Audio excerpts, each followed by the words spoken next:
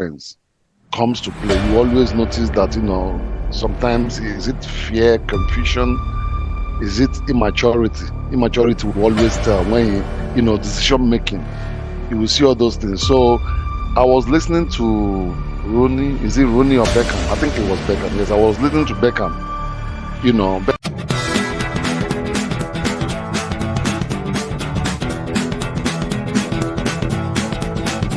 Welcome back again to the studios with Chima. Good to see you, bro. Long time no see. Good to have you back on the studio at the weekend. Chelsea is on top of the league. Yeah, Nimi, good to see you again. It's crunch time in the season. Our viewers out there, welcome back to the Big Six recap. We're looking at the Big Six teams in England this weekend, how they performed. Obviously, a few of them have fallen off the mark, and we still have to talk about them, the coaches, the team, the performances this weekend. City were hosted by Nottingham Forest. Arsenal, of course, traveled to 2 miles away to Tottenham Stadium. Manchester United played at home to Burnley. Chelsea visited Aston Villa. Yeah, and that makes up the top 6 fixtures this weekend. Guys, you are welcome to the show. Thank you so much for having me. It's been a while, that I've been around this show, a show I so much enjoy and love. I've made sure that I followed the show both in Instagram and Facebook. I always, from time to time, I comment. You must have seen me, challenge some beliefs of some of these Arsenal fans that, troubles me wherever I go to. But I'm happy to be around one more time. Bro, good to see you. Welcome back to the show. Yeah. Chima is back, being Chima. Yes. Always a pleasure to be on Transit. What a time to be alive. What a time to be an Arsenal fan. I want to welcome everyone again to Transit. This is where it's all happening as we build up to the last few weeks of the season. Let me round off my opening monologue by saying that when I put on my Arsenal shirt this evening, I ran into my brother-in-law as a Manchester United fan, and the first thing he told me was, "Man, you're setting yourself up for disaster. You're not going to win the league. Why are you wearing this shirt up and down?" I smiled to myself. I mean,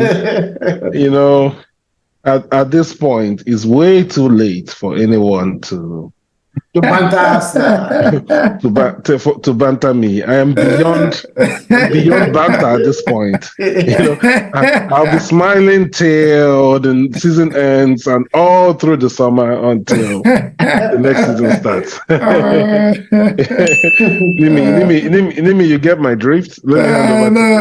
Man, Transit TV, thank you guys, ladies and gentlemen, for watching. It's always a pleasure here.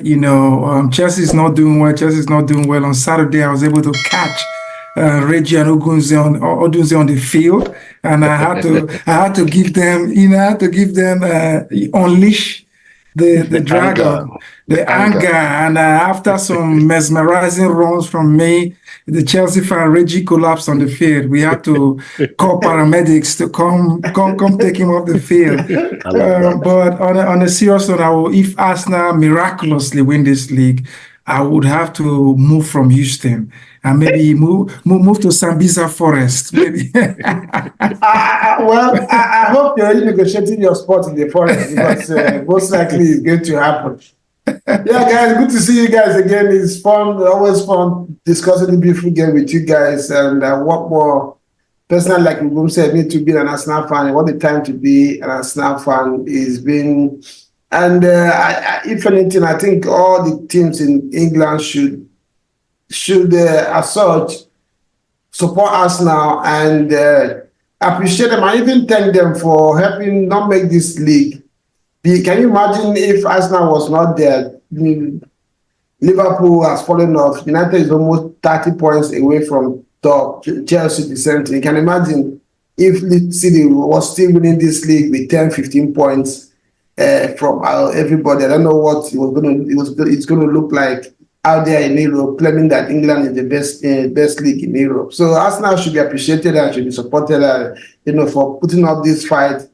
And there are videos making rounds out there that people don't know how can you be trying to win a league against a coach that trains with the spirits, that talks with the spirits. So for Arteta to be pulling this off, I think he deserves all the credit. So guys, you are welcome to the show. Don't forget to subscribe if you have not done so. You guys are really doing good on that front. You can see a lot of people joining the fun on Transit TV. Yes, this is where you get all the in-depth analysis. We do banter, but most objectively, we try to be objective in our views and give you the information and the insights that you need to know. For those who don't have time to watch the game, if you stick with Transit TV, you will, catch the drift and the details and insights into these games.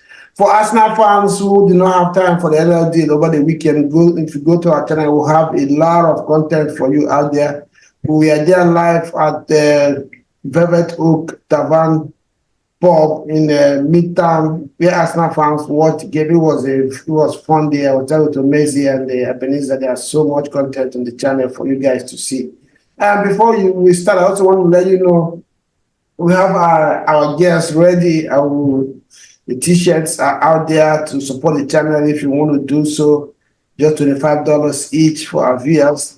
Send us a DM on Instagram or I shall be showing you the tumbler as well for the summer. For those who have plans to be out there in the summer, we'll have the tumblers for you to have your drinks as you go. Okay, guys, good to have you. Where do we start from this one? Let's start with Chelsea, of course. Chima, Chelsea continuing with I know it's been a long time you've been on the show, continuing with their inconsistencies this weekend, going to Aston Villa, surprisingly, well, let me not say surprisingly, as usual, went down 2 goals, but somehow found their way back in the second half, and that game was drawn 2-2. Talk us through, your general thoughts about the game before we go into the nitty-gritty. Well, thank you guys for having me. In as much as I'm a Chelsea fan, I'm an objective soccer follower. I like to look at games objectively, but from time to time, that blue blood in me will always, come up. Mm-hmm. But I've always said that I get depressed sometimes when I watch Chelsea games. I don't know. You see people putting in effort, but oftentimes those efforts don't yield nothing. Jackson has always been. Sometimes I think he has the highest number of chances in Premiership, but eventually, he will not convert them, and when he converts, it's always either an offside or something like that. But generally, I've not been impressed with Chelsea's their approach to games. I've not been impressed. I oftentimes look at some of the matured players we have in Chelsea team. Someone like Coquerel. Sometimes I look at Coquerel. I don't know if I don't know if he's playing for us or if he's playing against us. You will see a professional player. He will close his eyes and kick the ball. Kick the ball anywhere. There is no. I don't know if it's fear. I don't know if it's people that are not motivated. I just really don't know. But I feel like that Chelsea won that game. The Chelsea side of me is coming now. I feel like that goal that the ref disallowed was a good goal. That push, that small nudge is a shoulder. Ugum, you're a referee. Look at that again. Look at it critically. You see that in a normal game that you are officiating, you will let that is not a foul. That is a good goal. If it were Arsenal that had that, they would have allowed it. I know Arsenal and their boardroom. It's true. If that had been in Arsenal, I saw the second goal, Arsenal's second goal against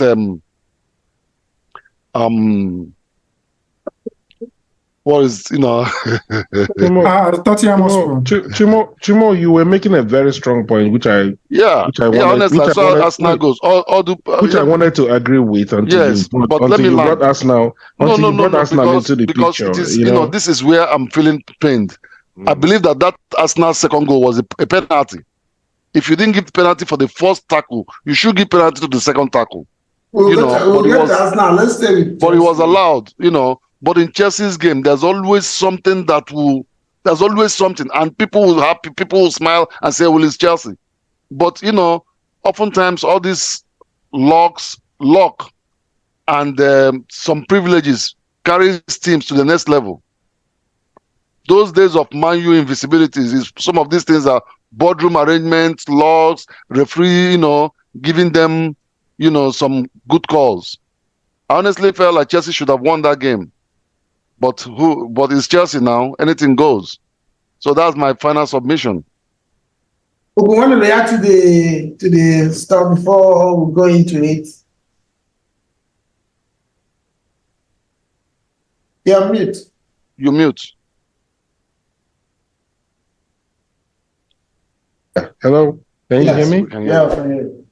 Yes. I watched the game. To Chima's point about the call, yes, it was debatable, and I would liken it to, people see things from different perspectives. I liken it to the same foul. The same foul was committed against Gabriel play for this same Arsenal that you're talking about. The reason Newcastle beat Arsenal 1-0 and Newcastle was that if a defender was fouled from behind just like that, but it was allowed. It was not called. And Newcastle ended up scoring the goal that beat Arsenal. That if Arsenal had won that game, by now... Talk about the league now. Yeah, by now they will be talking about being favorites for the league. So these things happen to different clubs, not necessarily singling one club out and saying that, that it happens to them. But yes, it was a very debatable call.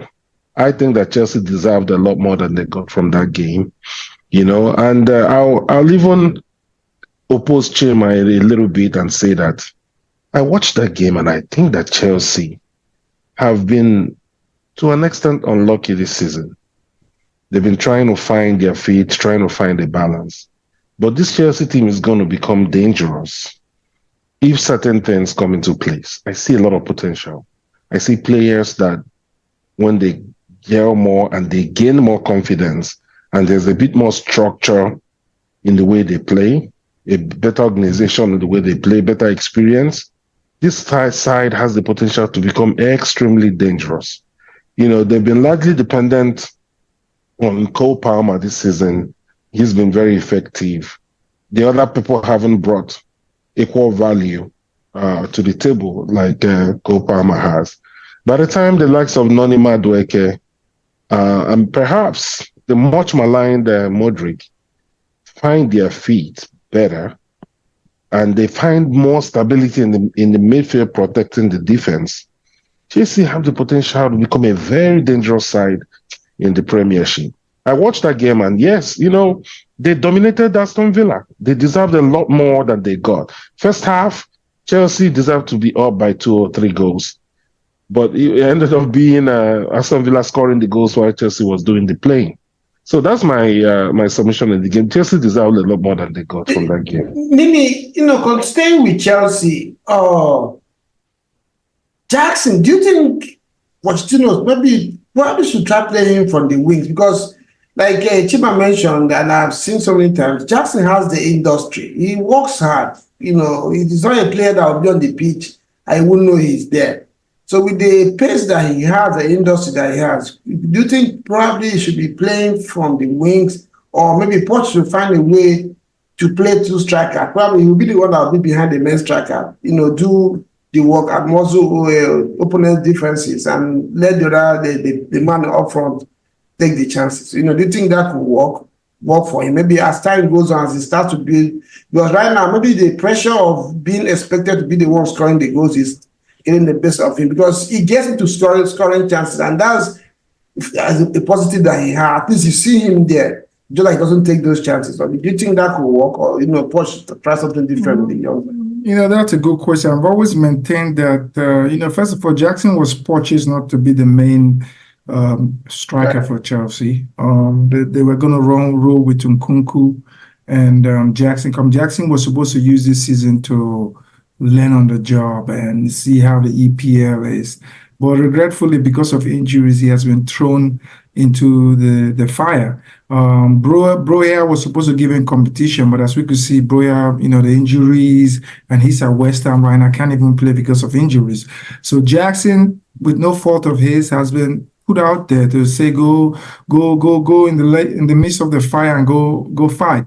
I think Jackson, for me personally, if I was a coach, would be better off in a two-man attack, a 3-5-2, just behind the striker, or as you said, from the wings. But right now, Chelsea is plagued with injuries where, I don't know if you looked at the bench against Aston Villa. The bench players, there were some players there that I've not even heard of, academy players. That's how bad it is at Chelsea with injuries and player availability. So I think, it's a good idea. Maybe for next season, we'll see how that goes. But as regards the game, I will kind of differ with Chima a little bit. I think the past few games, Cucurella has been one of Chelsea's best players on the field. He has shown great. He has shown his heart, and he has put in the work. I've been impressed with Cucurella the last few weeks. He has been one of the players that have showed that they cared. If you watch the Arsenal game, while other players show nonchalance, he was kind of the one that was trying to show that I'm still there and not taking the 5-0. As regards the Aston Villa game, it was a tale of two halves. The first half, Chelsea was lackadaisical, was poor, and was really, really lethargic. They were slow to come out, and Aston Villa pounced. In the second half, if you observe Chelsea games, it was out of the norm, because second half, that's when Chelsea goes down, performances go down. But this second half, they upped their game. Noni scored, and it was like, wow. And Gallagher put in the second goal. But in all, this team is still showing the signs of inconsistencies. The only thing consistent about this team has been its inconsistency. You could lose 5-0 to Arsenal without even showing no form of anything. The team that played Arsenal could be the team that, no form of fight. And you could go to Aston Villa and you could go in there and you could fight and come up with a draw and nearly win the game.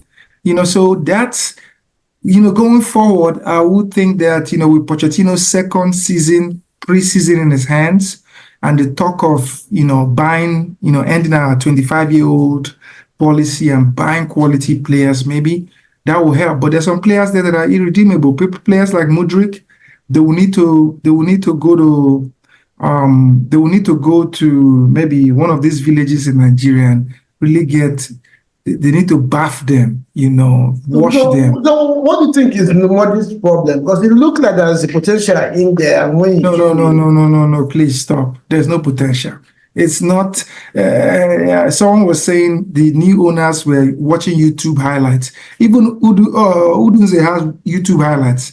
Today we'll go put your YouTube highlights on Chelsea. We'll say, okay, let's buy this guy, for $500 or something. But at the end of everything, Mudryk had less than 2 years of professional soccer behind his belt.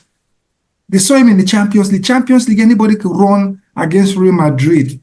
This dude had less than 1 year in Ukrainian league, and you go spend over 70 million. Who does that? Just because Arsenal was interested. So that's just wrong policy, and that coincided with when Todd Boehly said he wanted to be the chief executive. He was everything, scouting, and with all these American owners with money, anybody could go there, rub their ear, kiss their ears, and they give her the money like that. They didn't know anything about soccer. So Mudryk doesn't have potentials. I think he's a bust. He's just like Anthony in Manchester United. I don't think Mudryk will be able to pen out in the Premiership. Do you agree with Nimi? Are you done with Mudryk? Do you go, or you think there's a player in there? Well, I tend to agree with him, because people will say he has not Has he been given opportunities? He's been given enough opportunities to prove himself. Sometimes you look at him, that's inexperience comes to play. You always notice that, sometimes is it fear, confusion, is it immaturity? Immaturity will always tell when decision making. You will see all those things. So I was listening to Rooney. Is it Rooney or Beckham? I think it was Beckham. Yes, I was listening to Beckham. Beckham was saying something that was very profound to me. He said during their days, you play 3, 4, 5 seasons consistently performing at the highest level before people will look at you and see you as a player with class and quality. But these days, one YouTube video or one game that Providence gave you ability to showcase one or two skills, or you meet a defender and your body movement push them out of the way, you will become a star. You are now a star.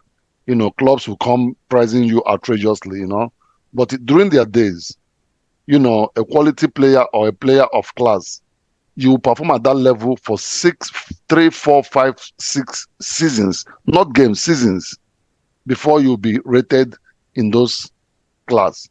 So I tend to agree with Nimi that Madrid is not